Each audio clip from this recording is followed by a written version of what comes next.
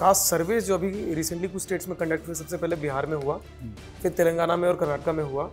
तो अभी जो दिख रहा है वो साफ साफ ये इंडिकेशन कर रहा है कि कास्ट सर्वे जो भी कराए गए वो डायरेक्टली रिजर्वेशन पॉलिसी से लिंक्ड थे।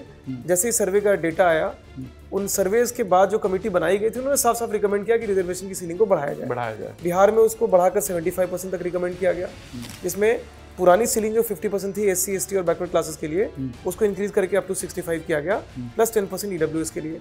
कर्नाटक में अभी रिकमेंड किया गया कि पुरानी सीलिंग बैकवर्ड क्लास के लिए 32 थी, प्लस SC ST के लिए 18 थी, 50% प्लस 10% EWS था, उसको बढ़ा के 79 करने का रिकमेंडेशन आया।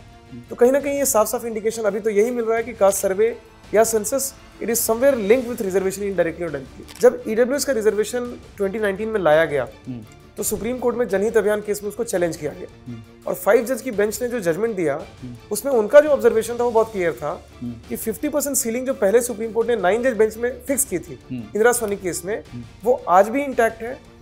We can not exceed the limit of 50% for SC ST and backward class.